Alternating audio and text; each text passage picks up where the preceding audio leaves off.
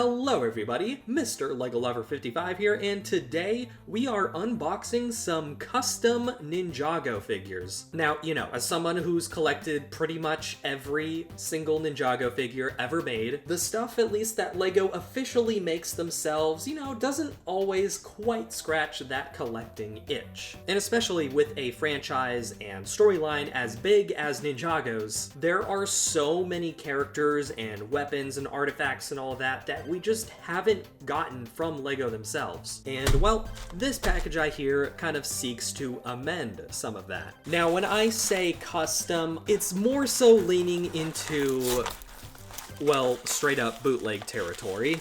But guys, trust me, these bootlegs are actually like, they're actually pretty good, I'm not gonna lie. I ordered these from a site called EM Minifigs, and this isn't my first purchase from them. And they're known for selling quite a lot of bootleg minifigures, and they have quite the selection, at least when it comes to Ninjago figures. But hey, I figured let's actually get to cracking some of these open so I can show you for myself. Taking a look at what we actually got here, I'm gonna start off with some of my favorite figures from this. These are the Land of Lee casual outfits for the Ninja, and these were used quite frequently in the show, but you know, of course, we never actually got them officially in the sets. And to be fair, they're not like the most unique outfits ever. In fact, I'm pretty sure they reuse designs that have been on LEGO official torsos before, but they just swapped out the torso colors, and unfortunately we never got those specific prints on those specific color of torsos. But now with the power of custom printing, we can have that. I think my favorite of these figures has to be Jay's outfit, or the Count McCool guy fit. And this is mostly because of the hairpiece you actually get with him. This is that Prime Empire Unigami Okino hairpiece that was used for only those figures and then never again until Dragons Rising Season 3, where Jay brought it back in dark brown, which we're probably never gonna get because at this point the actual mold, I'm pretty sure, is retired. And while this isn't the one he uses mostly with like his rogue outfit that has like a dark blue like headband, whereas this one has the lime green that goes with his casual Land of Lee fit, I do still want to test it on this rogue figure because this is still like a really cool hairpiece to have. And you know, there you go, you can kind of see it. That looks pretty cool still. But yeah, no, another reason I actually really like these figures is because, well, one of their facial expressions is just one of the expressions you know normally get with the actual figures. You know, Wildfire, for example, this is the same face print you get on pretty much every single Wildfire figure because she only has one face print at the moment, but they actually do her the favor of giving her another alternate expression, and I really like this one. It's a lot more chill, it's just a lot more akin to the show, I suppose. And that kind of goes with a lot of these other ones. Lloyd's, for example, very much feels ripped straight out of Dragons Rising, and you know, depending on your preference, that could be a good or a bad thing. It definitely does look a little bit odd. I think the green for the eyes is maybe a little bit too light, and to be honest, I think the eyes probably could have been a little bit bigger, but no, overall it still looks pretty good. The face print that Nia gets, I think, is actually kind of perfect. Similar to Wildfire, it's like a much more chill expression. Again, with most of the Ninja, we just have really over-exaggerated like smirks or smiles, but we just don't get a lot of neutral expressions, and I think Nia's especially is just really nice to see. And yeah, no, this expression for Jay as well just definitely feels ripped straight out of the show, and I think they adapted it into minifigure form really, really well. And honestly, with the hair pieces, like, I think the only major issue I have with any of these is that maybe Wildfire's feels a little bit too fake. The red feels much more bright compared to the official part. But again, because it's an official part that LEGO has made, you could just easily swap it out for that. I'm pretty sure it's still on Pick-a-Brick at this point as well, so it's not too hard to get a hold of, thankfully. Although, of course, you know, we do get Wildfire in a ton of sets at this point, so I'm sure you probably have an extra if you did want to replace this, and if you happen to get it. LEGO, please, we really need a new Wildfire figure, okay? One of the other figures that I got was this Elemental Master of Shadow from Season 2 of Dragons Rising, from the Tournament of Sources. Now, I actually already got this figure previously. Again, like I said, this isn't my first EM Minifigs order, but the main reason I actually got a second of this figure was not really for the full figure itself, but mostly for the hairpiece. Now, this is a hairpiece that LEGO has officially produced, however, they've never made it officially in black before. And the main reason I wanted it in this color is because one of the other Dragon's Rising characters uses this exact same hairpiece in this color. And it's that one administration agent I cannot remember the name of. I can remember their partner, freaking Underwood, for whatever reason. But because Lego actually put an administration agent in the old town, which is just reusing some Lego City parts, I've managed to accumulate a number of torso and legs just to make a little bit of an army of administration agents. And I wanted to,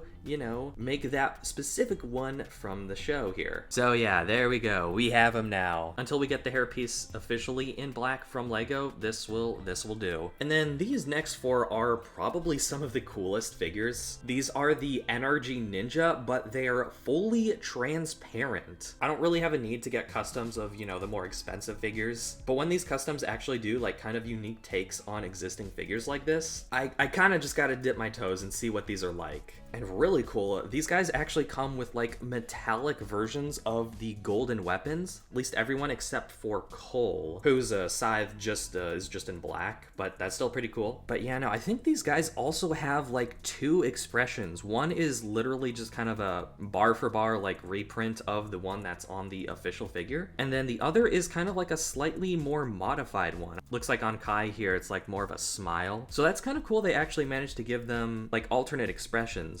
Although I'm pretty sure it works the least here on Zane, considering he is in transparent clear, and that face print very much reveals itself if you look just on the back of the figure. It just kind of shows through the back of the mask there, but otherwise a really cool figure. Although looking at it, I'm not honestly a huge fan of the print detailing on the mask for Zane here. I can't remember exactly what the one on the official figure looks like, but it just does not remind me of that. We also get these shurikens in silver here. I think Jay's might honestly have to be my favorite. I think just the transparent blue works probably the best for him. Although I will say, I think the one thing holding this figure back is that unlike the original, there's not really any metallic printing on this one, and I think that really would have enhanced it a lot. And actually, I'm looking at the face print that I got. It does look to be a little bit scuffed, at least with some of the printing on the eye. Thankfully, it's just for one side, but I don't know if most of the figures are like that or if it's just mine. And you know, again, with these custom figures, that's kind of something you have to expect, is that the quality is gonna vary. You know, with many of the figures, you might get a lot of scuff marks or little speckles of printing. And you know, again, because these are customs, because these are like bootlegs, I try not to focus too much on that stuff, because again, these aren't officially produced by Lego. You know, the people making these don't have the same strict quality standards that they do. And if they did, there's like probably no way we'd be getting most of these figures. And then up next, we have some of the golden rebooted ninja, and these are real cool to get for several reasons. One is that we've only gotten two of these guys officially from Lego. That's Kai and Zane. And secondly, we've never gotten the half masks in gold before. And unfortunately, these do come in that more like shiny metallic gold. So if you do just take off the masks from these, you can't really use them for the official ones. They will look a bit off.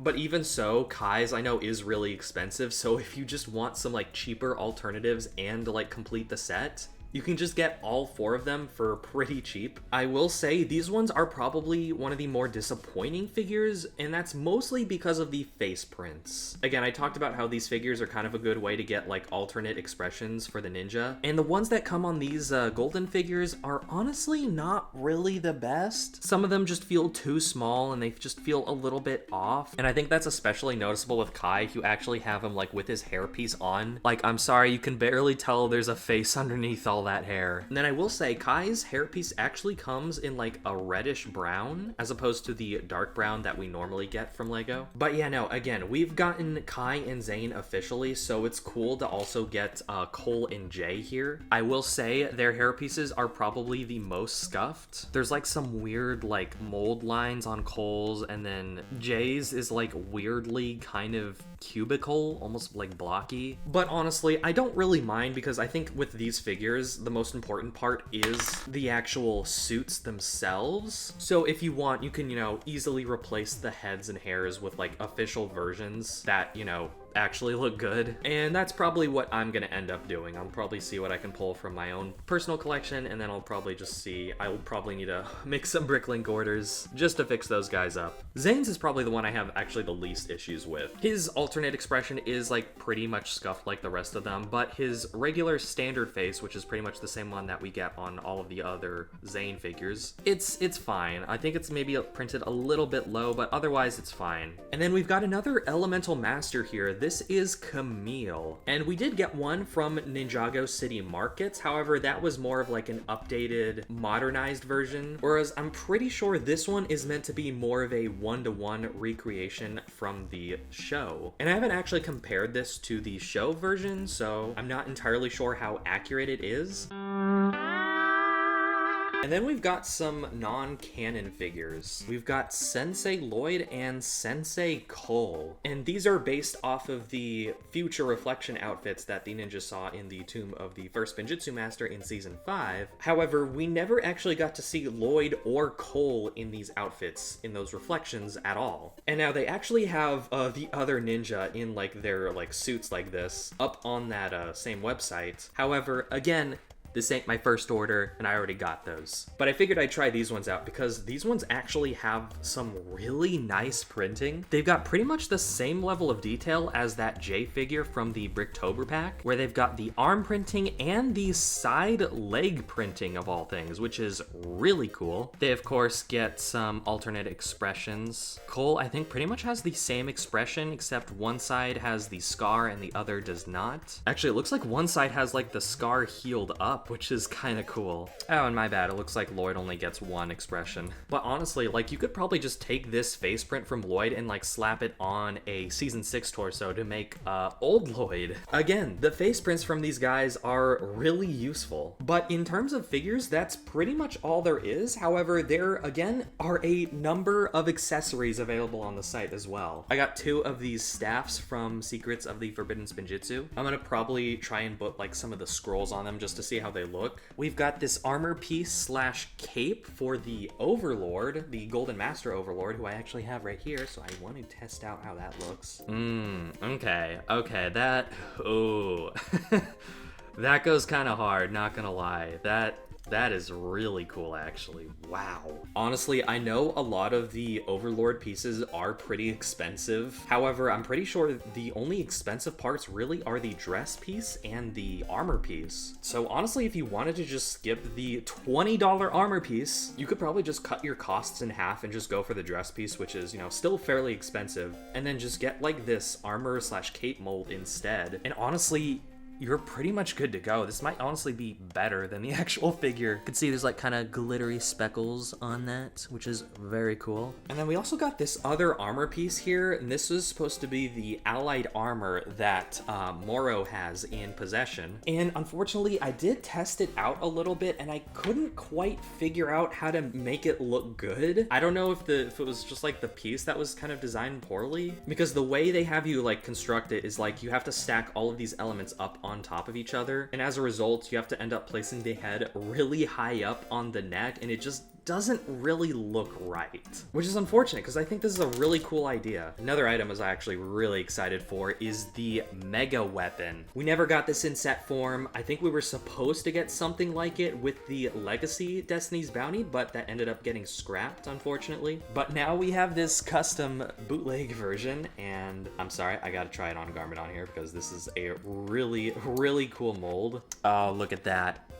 Oh, that is peak. We're making some giant ham sandwiches tonight, boys. And then we also have the Dragon Blade here from Season 7. Now, we did get an official version of this from the Blacksmith set, but this is, again, a more show-accurate model. And for some reason, I got 2 of these. I don't know why. I don't know if I accidentally, like, ordered another one by mistake. I'll have to look back at my cart for that, because I genuinely, I thought I ordered you know, the right amount of everything, but I don't know.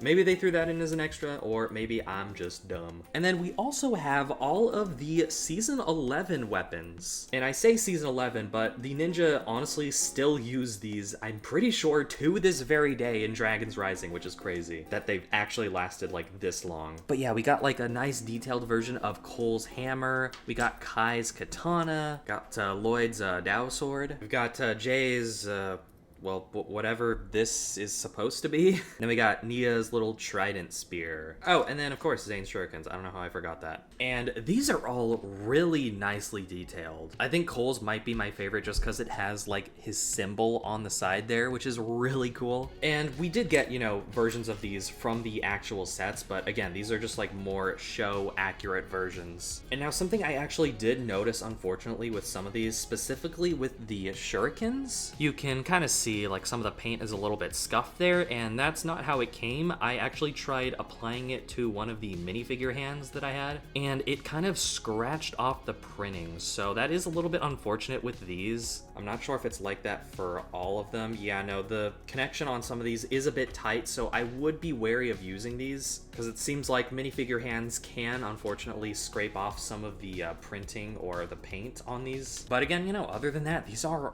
really, really cool. And then lastly, we have all 4 of these golden weapons, plus these other 2 elements. We have like this little golden dragon that was in some of the Tournament of Sources sets. Don't really care for this because, well, Peace officially exists and I have it. So we also got the armor of the Golden Master here. And you can put this on a minifigure. You can put this on the Digital Overlord if you wanted to. However, I think this is probably best if you just kind of have it as more of like its own display piece, kind of like how it is in March of the Oni. Super random piece to have, but honestly, it's really cool, really nicely detailed. And then we have the 4 golden weapons, and all of these actually came on one of these sprues. And of course, you get the Sword of Fire, the Shurikens of Ice, the Nunchucks of Lightning, and the Scythe of Quakes. Now, the Sword of Fire is all right. I don't really care to get this because, again, the mold we have is pretty much perfect. I think the one upside to this version is that I think it's a little bit more show accurate in terms of size. It's much smaller than the official version, so... But then the others are really cool because they are pretty much one-to-one accurate with how they appear in the show. We've got the Shurikens of Ice here, and they've got like that really nice like dragon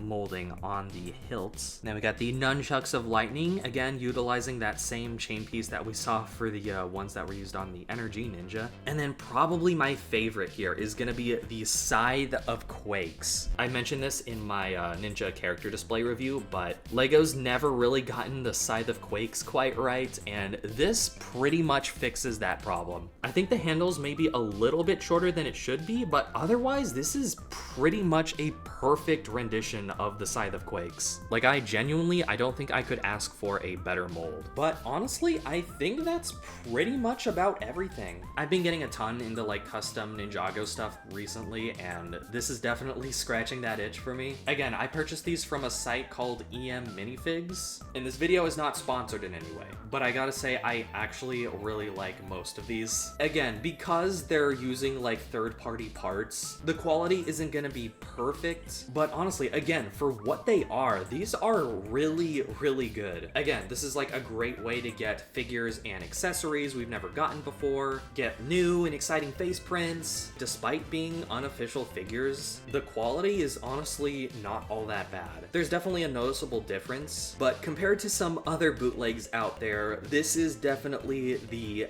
better end of the stick. And I would know, I've seen some crazy bootlegs, man. And honestly, EM Minifigs is not like completely free from a lot of those like bad bootlegs. If you look on the site, they have a ton of listings, and you're gonna find like a lot of like bad, like low quality stuff, but they've also got a lot of really good stuff as well. And I think those are the ones you're gonna wanna like focus on if you're interested at all in any of these. And I think the best part about all this is that everything is really, really cheap. I had to pay like $10 shipping, which is probably like the most expensive part, but if you're getting like a lot of stuff, it's pretty much worth it. Most of the figures are only like a couple of bucks, like $2 to $3, and the accessories are literally only like $1 or $2. Some even being like a few cents. So again, even if the quality isn't all there, I can mostly forgive it just because of how cheap most of this stuff actually is. Like, if this were a Bricklink order, say, and it was like all official stuff, this would probably be costing like around the 150s, maybe even 200. I mean, hey, we all know how expensive that the NRG figures are nowadays. But I think like at most, this only ended up costing like around maybe $40 or $50 without shipping, which is insane. But honestly, I think I've kind of rambled enough. If you guys are interested in any of the stuff I've taken a look at here, definitely go check out the site. Again, not sponsored, I just really like the stuff that's available there. And every now and then they're always adding like new stuff. So at some point in the future, I'll probably make another one of these. So I don't know if you're interested in seeing any of the other custom or unofficial minifigures that I've collected, leave a comment and let me know. I'm working on the, official Ninjago minifigure showcase, but I would be more than happy to delve into my custom Ninjago collection, because it's accumulated quite a bit. But anyways, that's pretty much all I have to say. So I hope you guys enjoyed this video. Thank you for watching, and keep building.